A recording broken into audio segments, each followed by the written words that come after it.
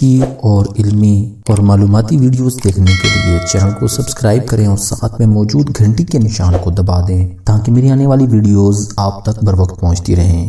آئیے چلتے ہیں آج کی ویڈیو کی جانب۔ یہ ویڈیو آپ کے لیے کیا کر سکتی ہے؟ کوئی آپ کے لیے کچھ نہیں کر سکتا جب تک آپ اپنے لیے خود کچھ نہ کریں۔ میری آنے والی ویڈیوز آپ کے لیے بہت کچھ کر سکتی ہیں، بشرطیہ کہ آپ اپنے لیے کچھ کرنا چاہتے ہوں۔ ایسی ویڈیوز بہت کم ملیں گی۔ پہلے اس حقیقت کو سمجھ لیتے ہیں، اس میں کچھ کرنے کے لیے کہا جائے گا اور کرنا آپ کو ہے۔ اگر آپ نے میری ویڈیوز کو سنا، سمجھا اور اس میں دی جانے والی ہدایات پر عمل کیا تو آپ اپنے اندر حیرت انگیز تبدیلیاں دیکھیں گے۔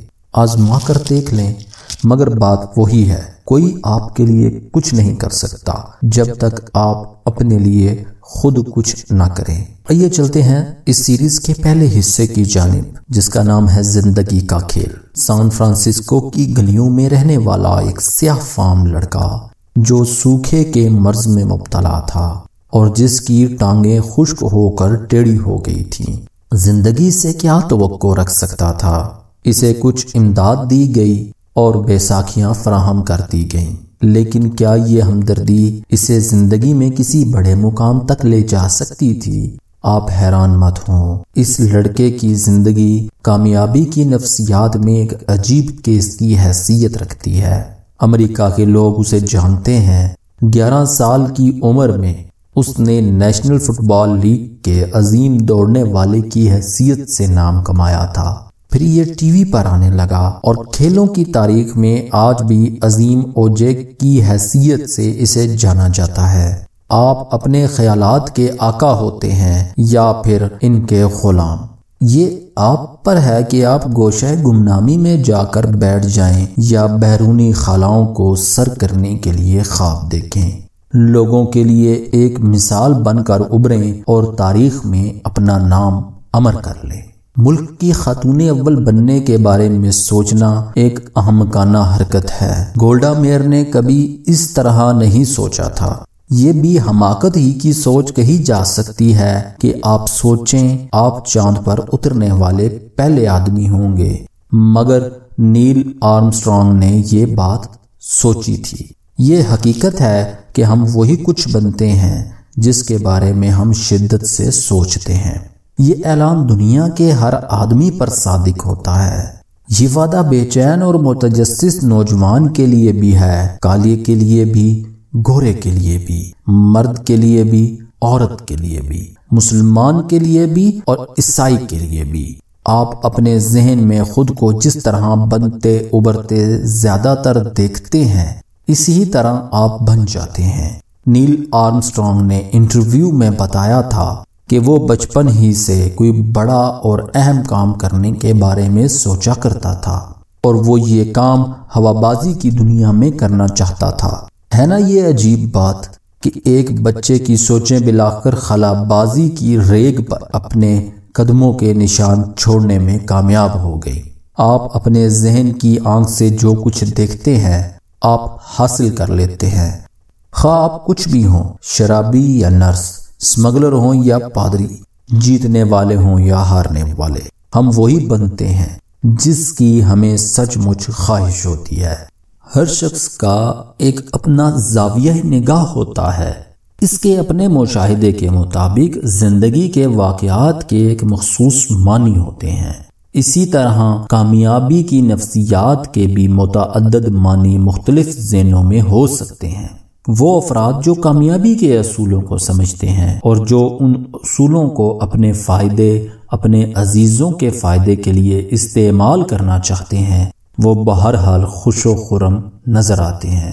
وہ ہمیشہ تعمیری انداز میں سوچتے ملتے ہیں، وہ ہمیشہ بلند سوچ رکھتے ہیں اور انہیں ہمیشہ اچھائی کی توقع رہتی ہے۔ آنے والی ویڈیوز کو دیکھتے وقت یاد رکھنے کی بات یہ ہے کہ آپ ہمیشہ یہ دیکھیں آپ ذاتی طور پر کسی واقعے کو کس طرح محسوس کر رہے ہیں۔ اس بات کی کوئی خاص اہمیت نہیں ہوتی کہ وہ واقعہ کیا ہے۔ کامیابی کی نفسیات کا مطالعہ کرتے ہوئے ہم زندگی کو ایک کھیل سے تشبیہ دے سکتے ہیں، مگر اسے فٹ بال کی طرح نہ سمجھیں۔ زندگی میں کوئی وقفہ نہیں ہوتا، نہ کوئی تبدیلی کی جا سکتی ہے اور یہاں وقت بس گزرتا ہی رہتا ہے۔ اس کھیل میں خواہ کامیابی ہو یا ناکامی فیصلہ نہیں کیا جا سکتا۔ یہ فیصلہ آخری لمحہ تک ہی ہو سکتا ہے کہ کون جیتا کون ہارا، بشرطیہ کوئی آخری لمحہ ہو۔ حیرت ہوتی ہے یہ دیکھ کر کہ زندگی کے اس کھیل کا پہلا ہاف بڑی سرعت سے گزر جاتا ہے۔ 35 سال کا ایک آدمی اس بات پر خاصی متانت اختیار کر لیتا ہے جب وہ سوچتا ہے کہ اس نے اپنی عمر کا آدھا حصہ ختم کر لیا ہے، مگر جب وہ اپنے نوعمر بیٹے کو فٹ بال کھیلتے دیکھتا ہے تو یکا یک اسے یاد آتا ہے کہ یہ تو ابھی جیسے کل کی بات ہے جب اس کے باپ نے اسے کھیلنے پر سرزنش کی تھی۔ وہ اپنی بچی کی کتابیں دیکھتے ہوئے حیرت کرتا ہے کہ دنیا کس قدر بدل گئی ہے۔ وہ اپنے ٹیچر سے ملتا ہے تو کہتا ہے، جناب آپ تو بہت عمر رسیدہ ہو گئے ہیں، اور جواب میں اسے سننا ہوتا ہے، تم بھی تو بوڑھے ہو چلے، بڑی مشکل سے میں تمہیں پہچان سکا۔ سچ کہا تھا عمر خیام نے کہ وقت ایک پرندہ ہے، کوئی نہیں جانتا کہ یہ کتنی جلدی گزر جاتا ہے۔ اس سے کیا ظاہر ہوتا ہے؟ یہی کہ وقت کی قیمت پہچاننا ضروری ہے۔ ہمیں اس کے ہر لمحہ کی قدر کرنی چاہیے۔ خواہ آپ زندگی کے پہلے سٹیج پر ہوں یا آخری پر، طے کر لیجئے کہ آپ کو زندگی کا یہ کھیل کھیلنا ہے اور صرف جیتنے کے لیے کھیلنا ہے۔ گنوانے کے لیے یہاں کوئی وقت نہیں۔ زندگی کے کھیل میں 3 طرح کے افراد ملتے ہیں۔ نمبر 1 وہ لوگ جو صرف تماشائی ہوتے ہیں، ان کی اکثریت ہے یہ صرف دیکھتے ہیں کہ کیا ہو رہا ہے، یہ اکھاڑے میں کبھی نہیں جاتے۔ انہیں مسترد کیے جانے کے، زخمی ہو جانے کے، مذاق اڑائے جانے کے خوف لاحق ہوتے ہیں، بس یہ دیکھتے ہیں۔ بہت سارے یہ تماشائی کامیابی سے بھی خوفزدہ ہوتے ہیں۔ انہیں ہار کا اس قدر خوف نہیں ہوتا، یہ جیت جانے کے امکان سے ڈرتے ہیں، کیونکہ کامیابی اپنے ساتھ ذمہ داریوں کا بوجھ بھی لاتی ہے۔ انہیں ایک عمدہ مثال قائم کرنی ہوتی ہے اور یہ کام ان کے لیے بڑا مشکل ہوتا ہے۔ بس پھر وہ صرف دیکھنے پر ہی اکتفا کرتے ہیں۔ وہ دیکھتے رہتے ہیں کہ دوسرے کیا کر رہے ہیں۔ دوسرے نمبر پر آدمیوں کی اس اکثریت کو شکست خوردہ کہا جا سکتا ہے۔ ان لوگوں سے ہمارا مطلب ایسے لوگ ہیں جو کبھی کامیاب ہی نہیں ہوتے۔ دراصل وہ کامیاب ہونا ہی نہیں چاہتے، انہیں پہچاننا مشکل نہیں ہوتا۔ آپ انہیں ان کی حاسدانہ اور نکتہ چینی آمیز گفتگو سے پہچان سکتے ہیں۔ یہ لوگ خود ہی اپنے آپ کو نیچے گراتے دکھائی دیتے ہیں۔ اور تیسرے نمبر پر یہ لوگ جیتنے والے کامیاب لوگ ہوتے ہیں۔ یہ بہت کم لوگ ہوتے ہیں، انہیں ہمیشہ اپنے مقاصد میں آسانی سے کامیابی حاصل کرتے دیکھا جاتا ہے۔ بالکل فطری انداز میں یہ جو کچھ حاصل کرنا چاہتے ہیں حاصل کر لیتے ہیں۔ گھر پر، دفتر میں، شہر میں، سڑک پر یہ اپنے آپ کو ظاہر کرتے ملتے ہیں۔ یہ ایسے مقاصد طے کرتے ہیں اور ایسے کام کر ڈالتے ہیں جن سے انہیں بھی فائدہ ہوتا ہے اور دوسروں کو بھی۔ جیت یا فتح کا لفظ شاید آپ کو عجیب لگے، یہ کچھ مادیت آمیز لگتا ہے، اس میں قسمت، اتفاق یا طاقت کے عناصر نظر آتے ہیں۔ سچی جیت سوائے آدمی کی اس صحیح کے جو وہ خود کو بہتر بنانے کے لیے کرتا ہے اور کچھ نہیں۔ زندگی میں جیتنے کے لیے قسمت والا ہونا شرط نہیں، نہ ہی اپنے مقاصد کے لیے آپ کو دوسروں کو مارنے کی حاجت ہے۔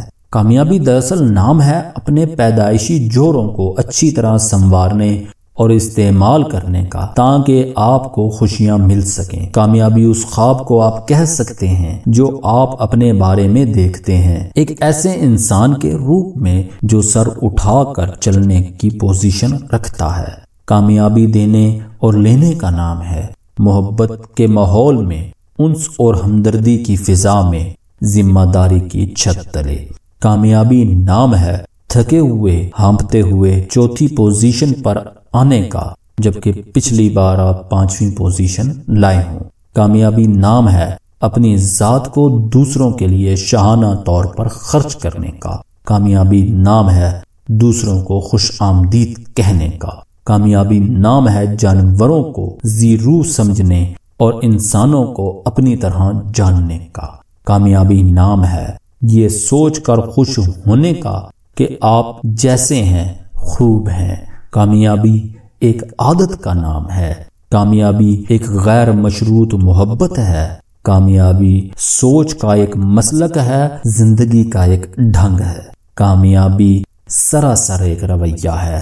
ہنر یا جوہر تو سستی شے ہے، آپ اسے خرید بھی سکتے ہیں، بھرتی بھی کر سکتے ہیں، یہ بہت ملتا ہے۔